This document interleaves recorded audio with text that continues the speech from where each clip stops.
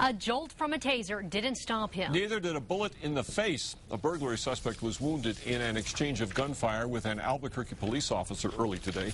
The suspect, a man named Dennis Chavez, kept running, even though he had been hit in the head. News 13's Caitlin McCarthy is live in the neighborhood where the bullets flew. Caitlin? Dick, the scene is cold now, but it all began behind me at J.D. Byrider's auto sale with an early morning phone call to 911. Just heard it on TV, and my concern was just my employees. Mike Sandoval learned that the store he manages, J.D. Byrider Auto Sales, was a crime scene on the morning news. You just don't want anything happening to your business. It was a 911 call that brought officers to J.D. Byrider around 2 this morning. Someone in the area said they heard breaking glass. When police arrived, they spotted 23-year-old Dennis Chavez walking away, leaving in his wake several vandalized cars in the lot. The officer chased after him for a couple of blocks, then the suspect abruptly turned on the officer.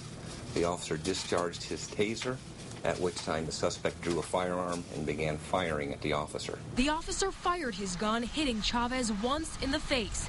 Even though he was wounded, Chavez ran into a nearby neighborhood and hid in a backyard.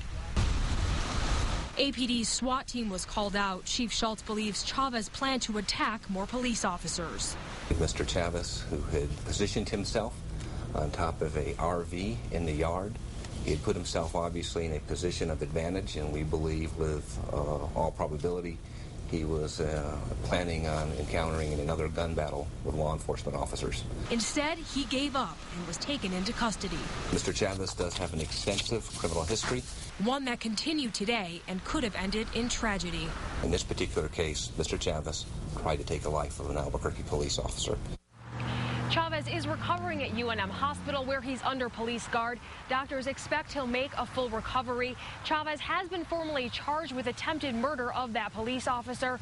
He also had an outstanding felony warrant for aggravated battery. Dick, back to you. All right, Caitlin, APD says the officer involved was Patrolman Victor Grostet. He was not hurt. He's now on standard paid leave while the shooting is investigated.